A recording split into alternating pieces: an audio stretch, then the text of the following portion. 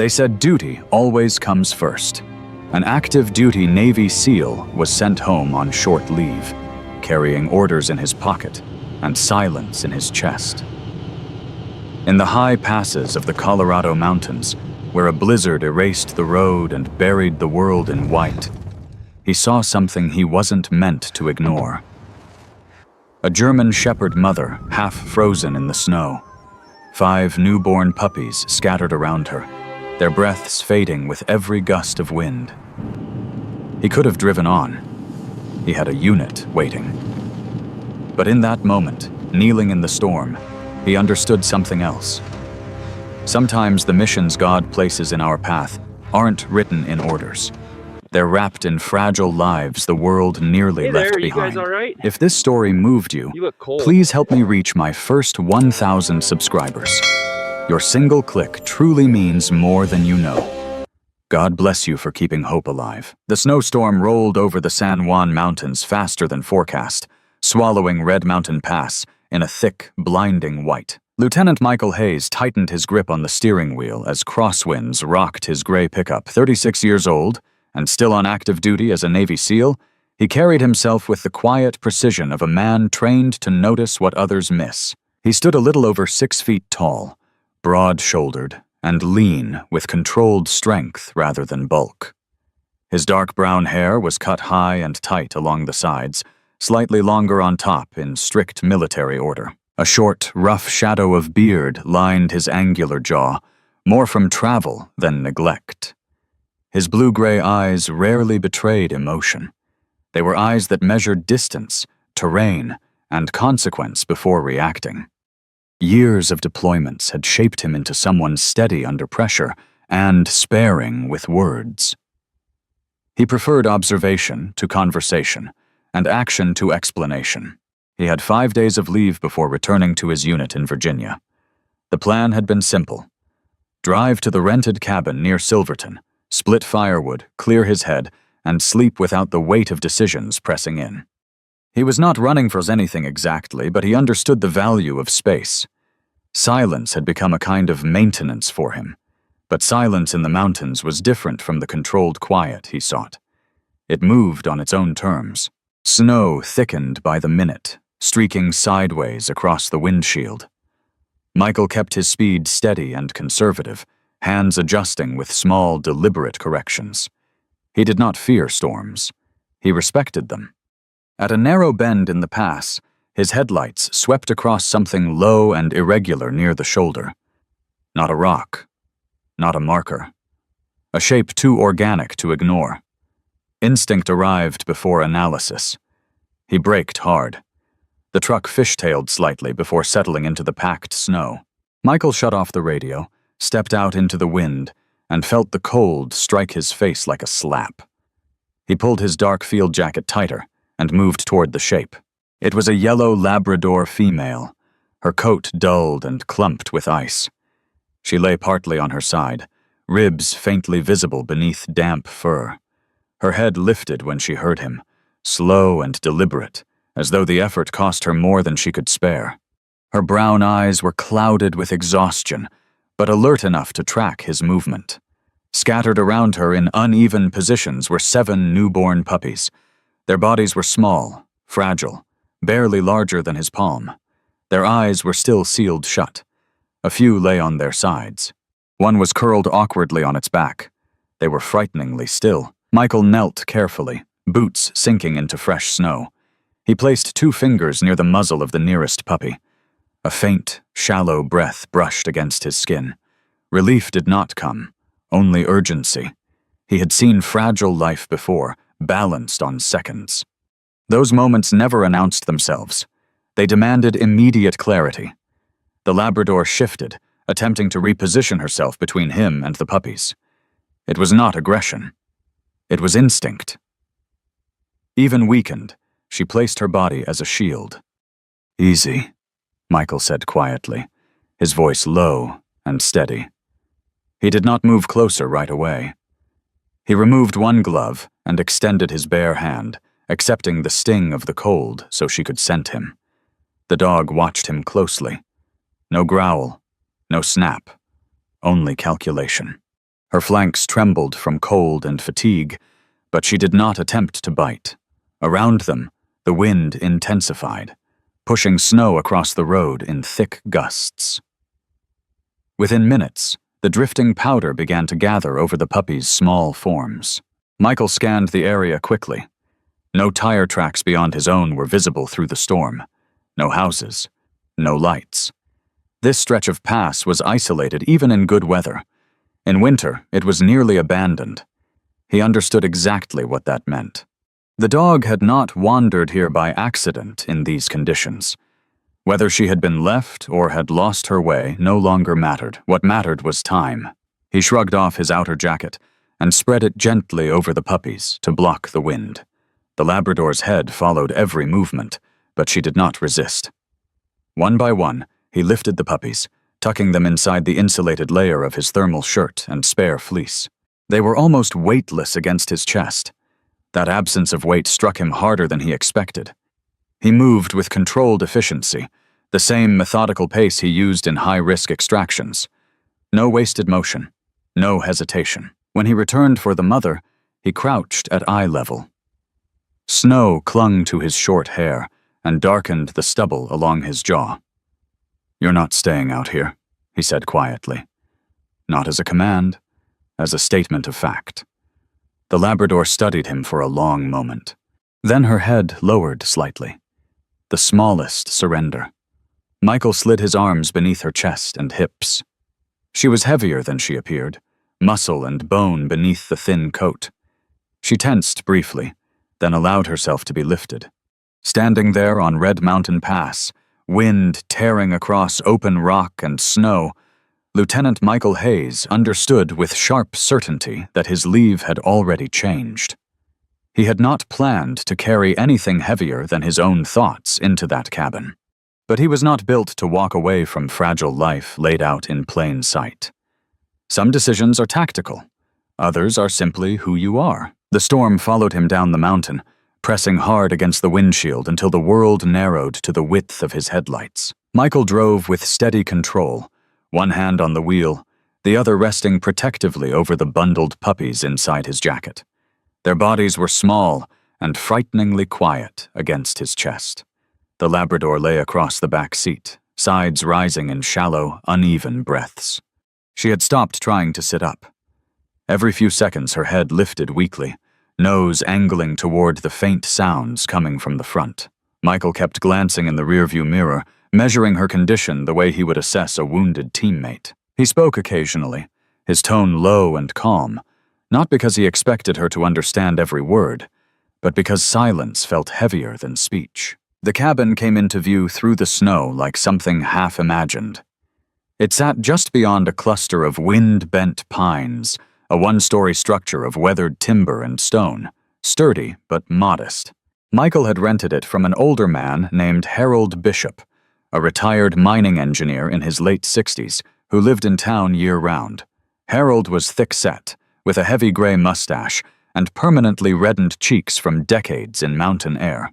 He had shaken Michael's hand firmly 2 days earlier, studying him with the quiet curiosity of someone who had seen many men pass through these hills. "Storms don't ask permission," Harold had said then. "Best to be ready." Michael had nodded. Tonight, he was grateful for the woodpile Harold insisted he keep stacked high. He carried the puppies inside first. The cabin smelled of pine sap and cold stone. The air inside was nearly as frigid as the outside. He moved quickly, setting the puppies near the hearth while he fed kindling into the fireplace with efficient, practiced motions. His hands did not tremble.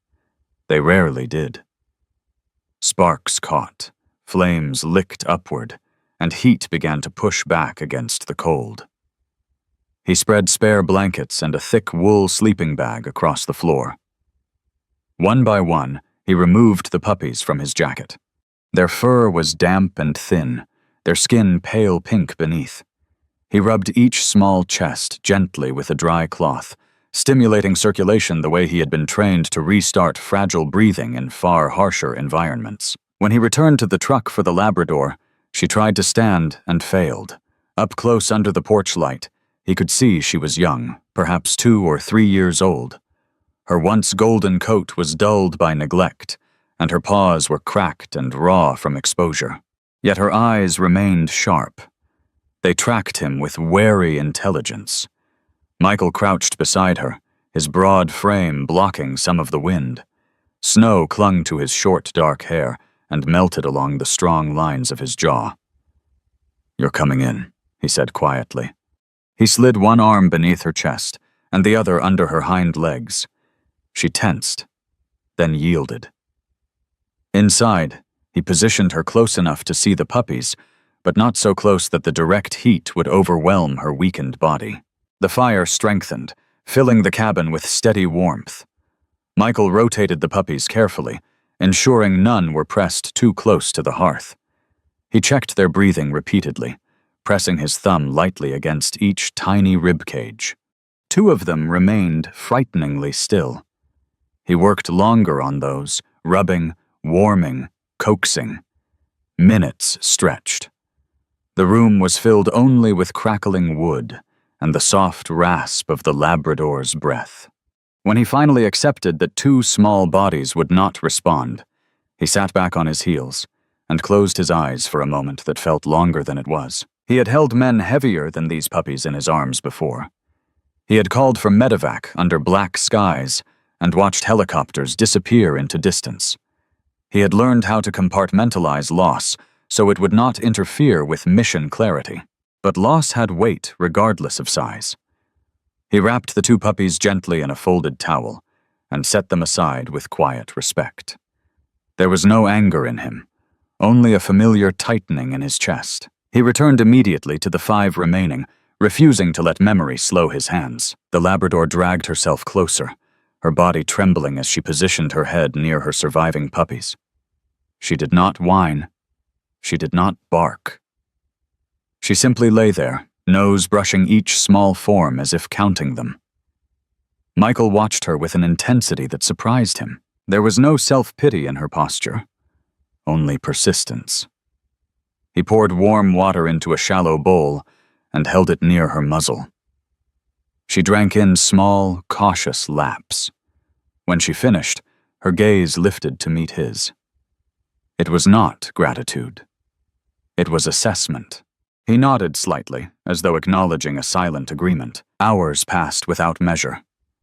Michael added logs to the fire, adjusted blankets, and checked breathing again and again. Outside, the storm battered the cabin walls, rattling shutters in uneven bursts. Inside, the world narrowed to 5 fragile lives and 1 exhausted mother. Michael remained seated on the floor, back against the rough stone hearth, legs stretched out but ready to move at the slightest change. He had planned for a quiet night of solitude. Instead, he found himself on watch once more. This was no longer a brief rescue on a mountain pass. It had become a vigil.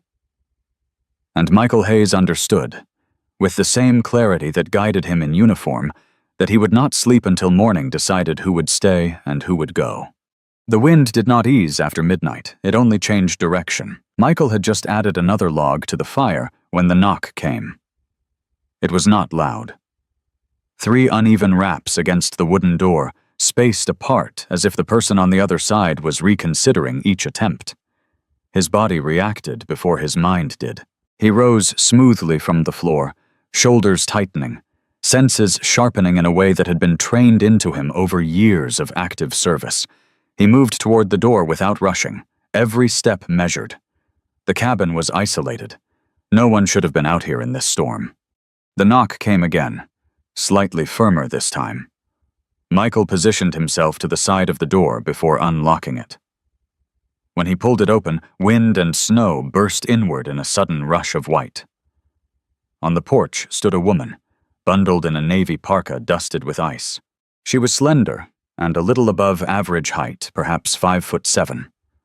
Dark brown hair, damp and wind-tangled, framed a pale face flushed from cold.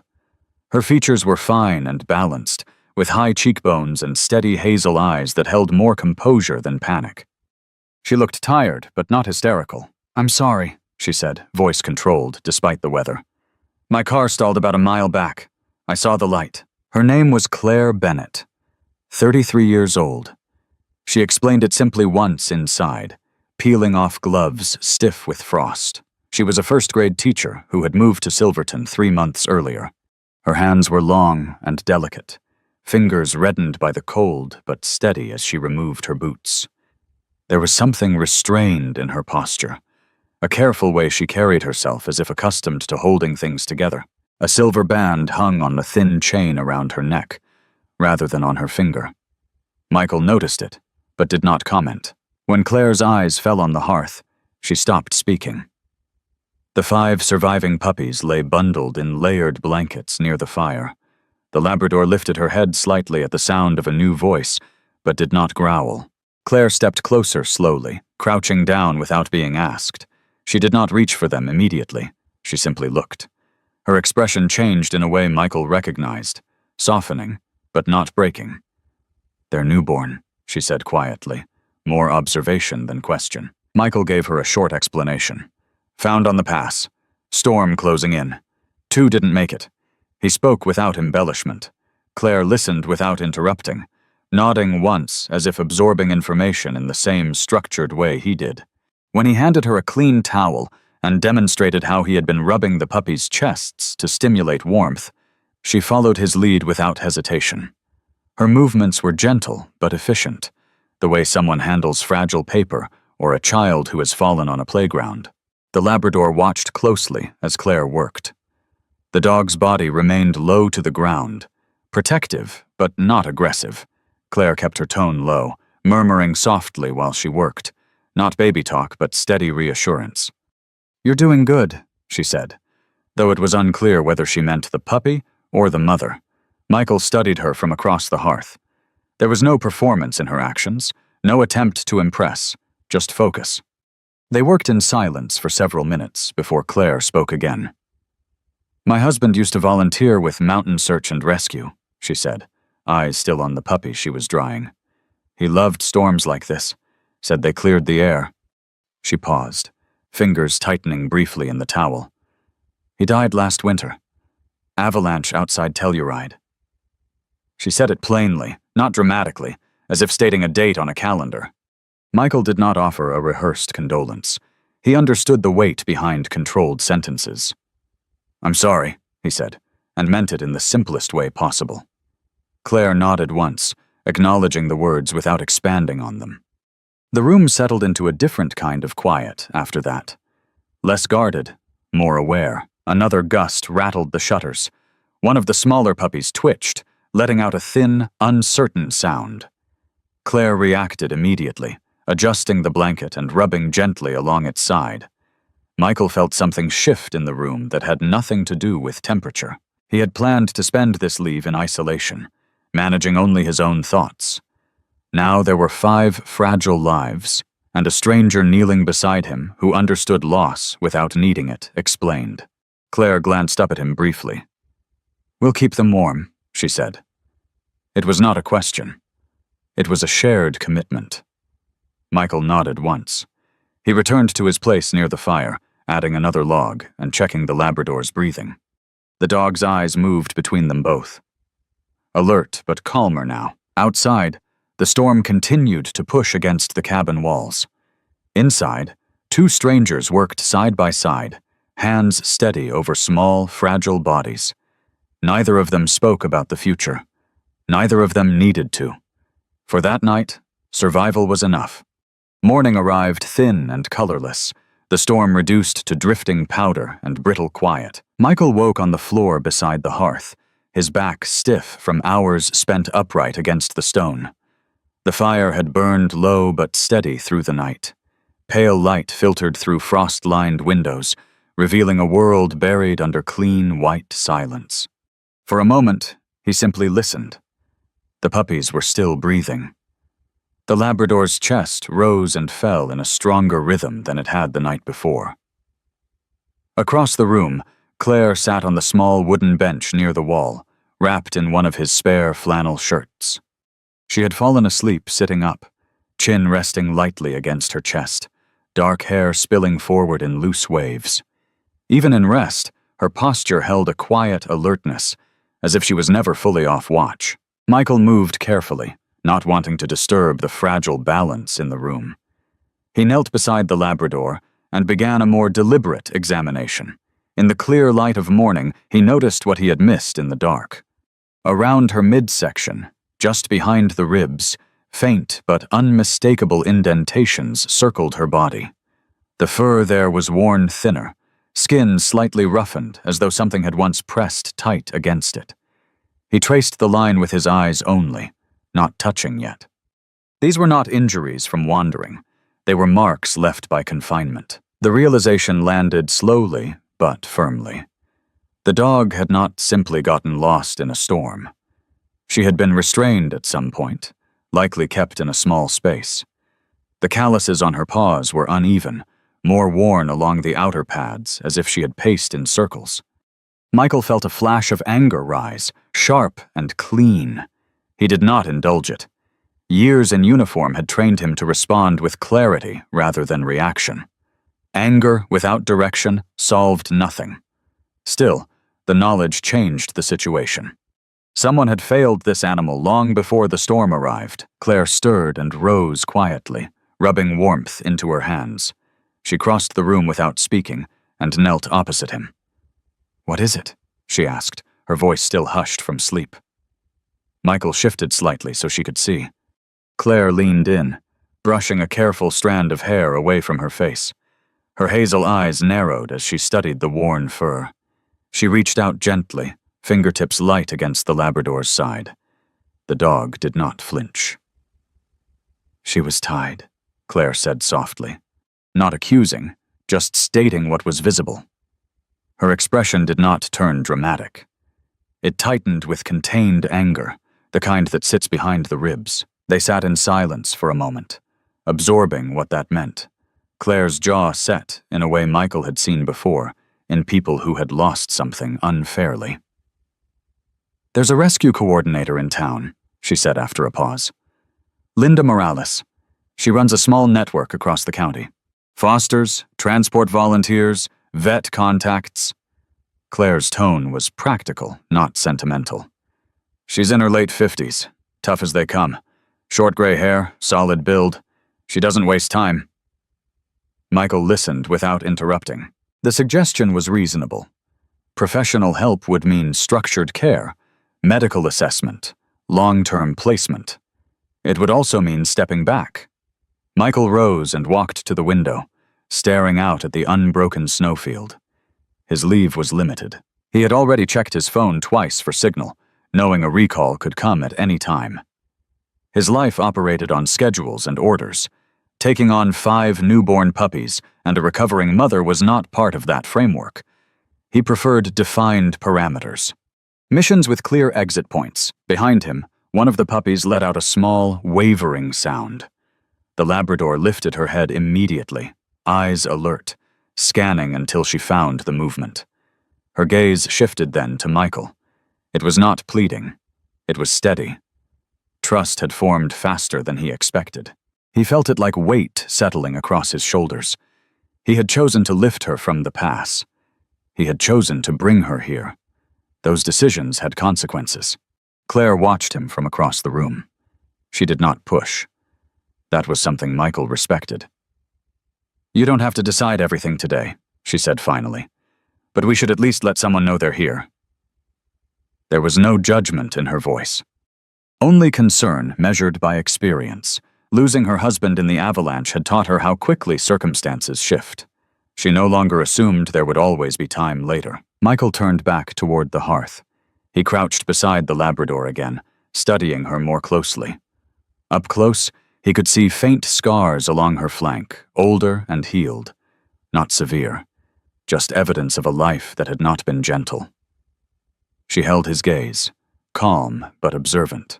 He placed his hand lightly against her shoulder. Her muscles eased under his touch. The room felt smaller in that moment, more defined. He had intended this cabin to be temporary, a place to rest between responsibilities. Yet the line between temporary and committed had blurred overnight. The marks on the dog's body were from the past. But what happened next would be about choice. Michael Hayes understood that clearly, and though he did not speak the conclusion aloud, he knew he was no longer standing outside the situation. By mid-afternoon, the sky had cleared, but the cold remained sharp and unyielding. The cabin felt smaller in daylight. Snow reflected against the windows, filling the room with pale brightness that made every movement visible. The 5 puppies slept in a shallow wooden crate Michael had lined with folded blankets. Their breathing was steadier now, thin but consistent. The Labrador lay beside them, head resting on her paws, eyes tracking the room with quiet vigilance. Claire stood near the small kitchen counter heating water. Sleeves of his borrowed flannel rolled past her wrists. The domestic calm was fragile but real. The satellite phone rang without warning. The sound cut clean through the room. Michael turned toward the table where the device lay. He did not rush, but something in his posture shifted. Claire noticed it immediately. She had seen that look before. On her husband before a call-out. On search and rescue volunteers when weather shifted from manageable to dangerous. Michael answered with a single word, voice clipped and professional. The voice on the other end belonged to Commander Ethan Brooks, his direct superior. Brooks was in his early 40s, tall and broad, with a closely trimmed beard and steel-gray eyes that gave nothing away. He was known among the teams for being direct but fair, the kind of leader who did not ask for anything he would not do himself. "We need you back early," Brooks said. No drama. No explanation beyond operational necessity. A developing situation overseas required experienced personnel. Michael's leave was being shortened by 48 hours. Michael listened without interruption. "Understood," he replied. That was all. He ended the call and stood for a moment with the phone still in his hand. There was no anger in him, only recognition. This was the life he had chosen. Missions changed. Plans adjusted. Personal time folded back into duty without ceremony. Responsibility was not negotiable. Claire watched him from across the room. "You have to go," she said quietly. It was not a question. Michael nodded once. Sooner than planned. He moved to the window, staring out at the untouched snowfield. Inside, something tightened. He had trained himself to compartmentalize. Mission here, personal life there. But the crate of sleeping puppies complicated that clean separation. He calculated timelines automatically. Travel, briefing, deployment window. There was no margin for distraction. Claire turned off the stove and leaned against the counter, arms folding loosely. Her expression was thoughtful, not fragile. "I was planning to leave too," she said after a pause. Michael glanced back at her. She held his gaze steadily. "Silverton, I mean. I told myself I came here for a fresh start. But everywhere I look, I see Daniel." She touched the silver ring at her neck unconsciously. The avalanche, the calls from the sheriff, the silence afterward. Her voice did not break. It was even, controlled. "I thought if I left again, maybe I wouldn't feel like I was standing still." Michael studied her carefully. Claire Bennett was not dramatic. She did not exaggerate pain for attention. Her strength was quiet and deliberate. Losing her husband had not made her fragile. It had made her guarded. She avoided attachment because attachment carried risk. He recognized the strategy immediately. "I've spent years doing the same thing," Michael admitted. His voice was lower now, less formal. "Staying mobile. Not putting down roots. Easier to leave when you're used to leaving." He did not elaborate on deployments or the faces that returned to him at night. He did not need to. Claire understood the pattern without details. A puppy stirred, letting out a small sound. The Labrador lifted her head instantly, nose brushing the edge of the crate. Michael stepped closer, crouching beside them. The mother dog's eyes followed him, steady and trusting. That trust unsettled him more than the phone call had. Orders were clear, expectations defined. But trust was voluntary. It created obligation without paperwork. Claire moved to his side. "You don't have to solve everything at once," she said. "But they can't go back out there." She gestured toward the snow-covered world beyond the window. Her meaning was simple. The rescue network could help, but the immediate responsibility still sat inside this cabin. Michael ran a hand along the Labrador's neck, feeling the warmth return to her fur. He imagined walking away, handing over care to strangers, returning to base with his focus intact. It was the efficient option. It was also incomplete. "I'll make arrangements," he said finally. The words surprised him slightly as they left his mouth. He was already adjusting his internal plan. Claire nodded slowly. "I can stay," she said. "At least until you're back. I'm not teaching again until next week." There was no plea in her offer, just practicality. The same calm tone she had used the night before when she picked up a towel without being asked. Outside, the wind brushed lightly against the cabin walls, no longer violent but present. Inside, the room felt charged with decisions unspoken but understood. Michael stood, shoulders squared. He would report back early. That was non-negotiable. But he would not pretend this situation did not matter. He looked down at the Labrador again, at the 5 small bodies rising and falling in steady rhythm. For the first time since the phone call, his mind settled. Duty remained. So did choice. And as he began calculating how to manage both, he understood something clearly. Neither of them, him or Claire, had been living freely. They had been living defensively. The snow outside had stopped falling, but the cold still held the mountains in a tight grip. Michael stood near the small kitchen table, folding his uniform with the same precision he used before every deployment. The cabin felt quieter than it had the night before, but not empty. The fire burned steady. The 5 puppies lay in a shallow wooden crate lined with blankets, their bodies pressed together for warmth. The Labrador rested beside them, head lifted, watching everything with steady attention. Michael's duffel bag sat open on the chair. He had packed and unpacked twice already, not because he forgot anything, but because leaving required order. He moved in measured motions, jaw tight, shoulders squared. The satellite phone call from Commander Brooks still echoed in his head. 48 hours cut from leave. Orders were clear. They always were. Claire knelt near this crate, sleeves rolled past her wrists, gently checking each puppy's breathing. Her dark brown hair was pulled back loosely now, strands escaping around her face. She looked tired, but focused, the way someone looks when they decide not to fall apart. One of the puppies, the smallest, shifted weakly beneath her hand. It had been the frailest since the first night, its fur lighter, almost cream-colored. It trembled more than the others. Claire leaned closer. "Michael," she said quietly. "Look." He stepped toward them immediately. The tiny body twitched again. Slowly, painfully, the puppy lifted its head a fraction of an inch. Its eyelids fluttered. For a moment, nothing happened. Then the eyes opened. Dark. Unsteady.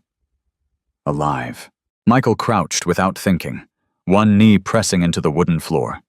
He placed 2 fingers gently against the puppy's rib cage, feeling the thin rise and fall. The movement was fragile, but it was deliberate. The puppy blinked once against the light, then lowered its head back down, exhausted from the effort. Something broke loose inside him. It wasn't loud. It wasn't dramatic. It was quiet and sudden. His vision blurred before he could stop it. Tears slipped down his face without warning. He bowed his head slightly, his hand still resting near the puppy's side. For years he had trained himself to regulate emotion, to delay reaction until after mission objectives were complete. He had carried injured men under fire without letting fear show. He had delivered calm reports while adrenaline surged through his veins. But this was different.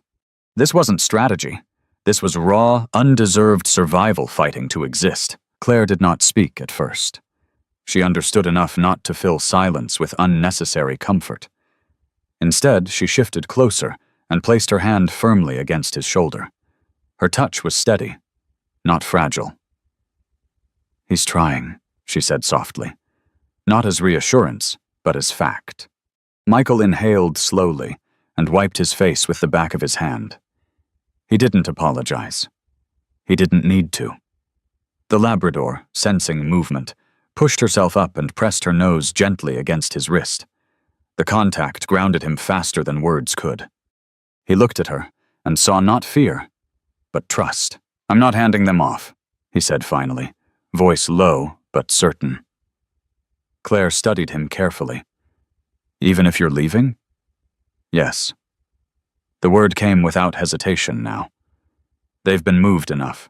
He rose and walked to the window, lifting his phone for better signal. He scrolled to a name he hadn't called in months. Staff Sergeant Daniel Ortiz. When the line connected, Ortiz answered immediately. His voice carried that familiar edge of alertness that never quite left men who lived on standby. Ortiz was compact and muscular, with sharp cheekbones and a permanent shadow of stubble. He had the kind of expression that made strangers assume he was impatient, though those who knew him understood he was loyal beyond reason. "I need logistical support," Michael said plainly. He explained the situation in clipped detail. Mother dog, 5 pups, temporary care, possible vet contact. Ortiz didn't laugh. He didn't question motive. "I've got someone in Denver who works with emergency animal services," Ortiz replied. "I'll coordinate transport backup and a vet on call. Supplies, too. You'll have coverage." There was a pause. "Didn't know you were taking on a rescue project." As Michael glanced back at the crate. "I'm not walking away," he answered. That was enough. When he ended the call, the decision felt anchored. Not impulsive, not emotional, structured. Claire crossed her arms loosely and leaned against the wall. "I can stay," she said, "until you're back. I'll handle feeding schedules, temperature checks. I can document weight changes. I've got time." She wasn't offering charity. She was offering commitment. There was strength in her posture now, something steadier than when she had first knocked on the cabin door. Losing Daniel had forced her to survive alone, but staying now was a choice, not a reaction. Michael met her eyes. "You don't owe me that." "I'm not doing it for you," she replied calmly. "I'm doing it because I don't leave halfway." That settled it. He zipped his duffel bag closed and walked back to the hearth. The Labrador lay with her head resting near the puppies, eyes tracking him as he moved. He crouched beside them one last time before Dawn would pull him back into uniform and order. The smallest puppy shifted again, pressing closer to its siblings. 5 steady breaths. One mother who had endured more than she should have. One woman who chose to stay when leaving would have been easier. Michael Hayes had accepted orders before, without question. He would again. But this time, he was not leaving emptiness behind. He was leaving continuity. And that, more than anything, changed him. Spring came slowly to the San Juan Mountains, not with noise, but with soft permission. The snow had receded into shaded corners, leaving behind damp earth and patches of stubborn ice. Lieutenant Michael Hayes drove up the narrow gravel road toward the cabin with a tension he hadn't anticipated.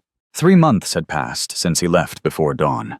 Duffel over his shoulder, orders clear and unavoidable. Missions had come and gone. Briefings, long flights, sand and heat instead of snow. He had carried out every objective without hesitation. But somewhere beneath discipline and repetition lived one persistent question. Would the cabin feel like a temporary memory when he returned? The truck crested the final bend. For a second he saw nothing but trees and the low slope of the roofline. Then he saw smoke rising from the chimney. Thin, steady, real. He slowed without meaning to. As he stepped out, a burst of sound cut through the quiet air. Barking. Not sharp or distressed, but energetic, layered and overlapping. 5 shapes came racing across the yard, legs too long for their bodies, paws skidding in wet soil. The puppies, no longer truly puppies, had grown. They were strong now. Golden coats thicker. Muscle replacing fragility. One was darker, with a broader chest and confident stride. Another still carried a pale cream tint along its back, smaller than the rest, but alert and determined. They circled him without fear, tails whipping the air. Michael crouched instinctively, bracing as two nearly knocked him backward. He laughed under his breath, a sound unused, but genuine. The Labrador approached more slowly. Her coat had regained its sheen, eyes bright and steady. She stopped a few feet away, studying him. Then she closed the distance and pressed her head firmly against his thigh. The cabin door opened behind him. Claire stepped onto the porch, wiping her hands on the side of her jeans. She looked different, not transformed, but settled. Her dark hair was pulled back in a low tie, sun catching faint copper highlights he hadn't noticed before. Her skin carried color now from time outdoors. She wore a faded denim jacket over a light sweater, posture relaxed rather than guarded. "You're late," she called, a small smile touching her mouth. The words carried no accusation, only familiarity. Before Michael could respond, movement behind her caught his eye. 3 children sat at a long folding table set up beneath the porch awning. Papers were spread out, jars of water, brushes, small palettes of color. The children looked to be between 7 and 9 years old. One boy with freckles and sandy hair held up a sheet of paper proudly. "He's back," he announced, as if reporting an event of importance. Claire turned toward them. "Finish your skies before you get distracted," she said, her tone firm but warm. She introduced them simply. Tommy, whose father worked at the hardware store. Emma, quiet and observant, hair in 2 uneven braids. Lucas, restless but eager, constantly asking questions. Claire had started small weekend art sessions after school hours, using the cabin porch when weather allowed. "It's easier than renting space in town," she explained, "and the dogs are excellent motivation." The children glanced at the Labrador with open admiration. The mother dog lay nearby, calm but watchful, ears flicking at sudden sounds yet never tense. Michael stood, taking in the scene. The porch, once empty now, carried paint stains and folded chairs. Flower pots lined the steps, small green shoots breaking through soil. There was structure here. Routine. Claire walked down the steps and stopped in front of him. "They're healthy," she said before he could ask. "Dr. Simmons has been checking on them." Dr. Rachel Simmons arrived just then from the side yard, closing the latch on a portable kennel. She was in her early 40s, tall and athletic, with sun-reddened cheeks and dark blonde hair pulled into a practical braid. Her handshake was firm when Claire introduced them. "They've done well," she said. "Strong immune response. Good weight gain." Her voice was direct, shaped by years of working rural veterinary calls without drama. She had lost her own clinic partner to illness years ago and built the practice alone afterward. "They've got a good environment here." Michael listened carefully, absorbing the details. Each confirmation grounded him further. He watched as the smallest of the 5, the pale one who had opened his eyes first, bounded clumsily toward a stray tennis ball and nearly tripped over his own paws. The weakness that once defined him had become determination. Michael felt something loosen in his chest. As the children packed up their paintings and parents began to arrive at the end of the dirt road, the yard filled with low conversation and laughter. The cabin no longer felt like a temporary shelter between assignments. It felt inhabited, chosen.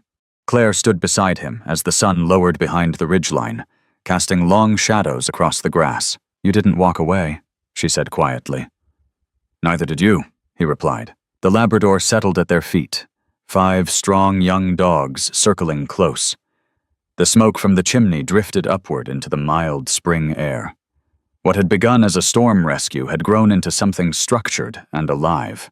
And as evening approached, Michael understood clearly that the cabin was no longer a place to escape to. It was a place to return to. Sunset poured gold across the Colorado Valley, slow and deliberate. Michael stood on the edge of the porch with his hands resting loosely on the wooden railing. The air carried that mild spring warmth that made the mountains feel less severe, less guarded. Below him, the 5 young dogs sprawled in uneven patches of grass, tired from chasing each other through the yard. Their coats were full now, glossy under the fading light. The smallest one, still lighter in color, lay stretched beside his mother, chin resting on her paw. The Labrador's posture was no longer tense. She had the calm presence of an animal that knew where she belonged. Michael watched them without the constant internal scan he had carried for years. His shoulders were no longer braced for interruption. Claire stepped beside him, close enough that their sleeves brushed.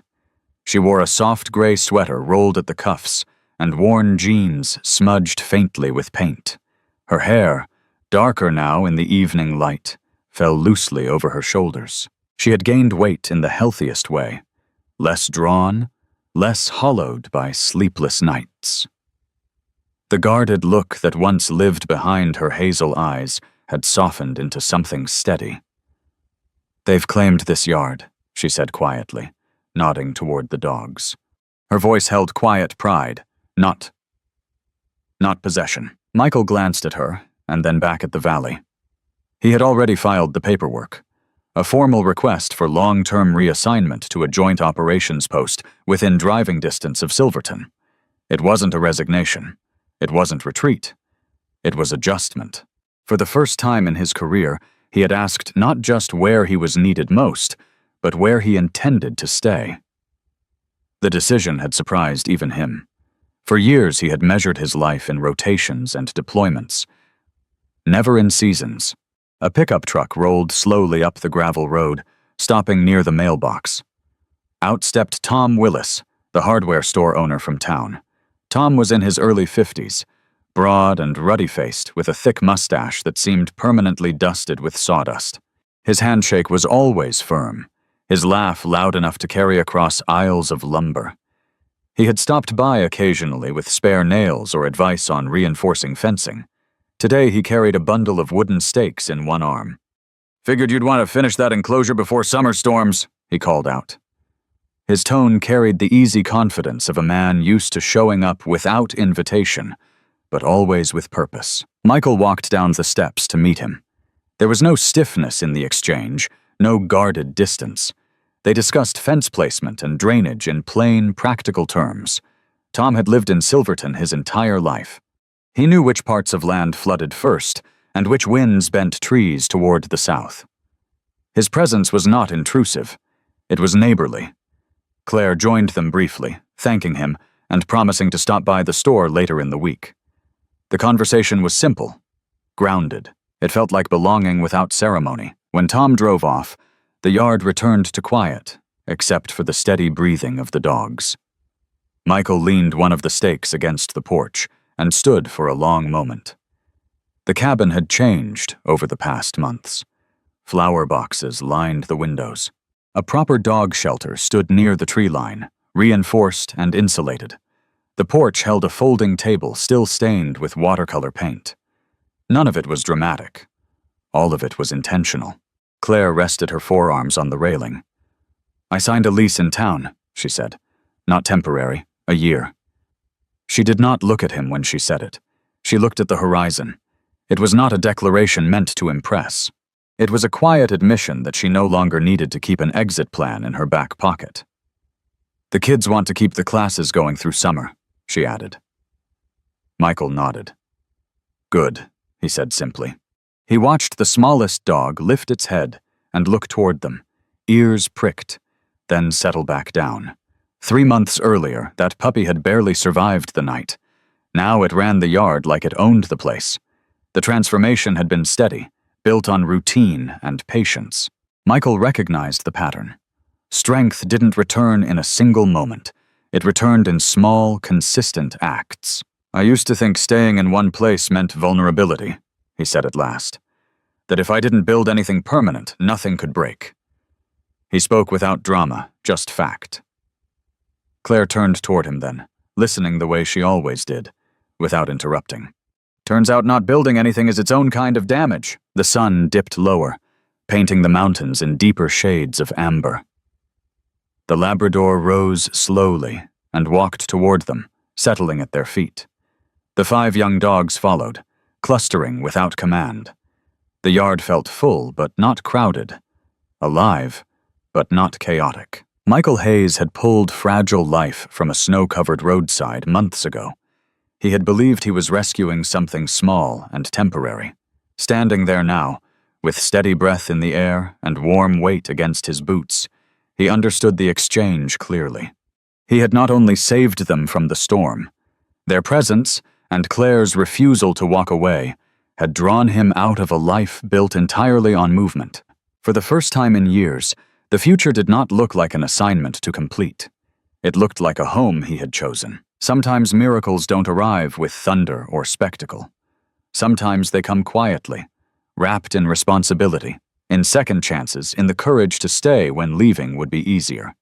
God often works through ordinary moments, through a storm, a wounded animal, a stranger at the door, to lead us back to the parts of ourselves we thought were lost. If this story touched you, share it with someone who needs hope. Leave a comment below, subscribe for more stories of faith and resilience, and may God bless and protect you always.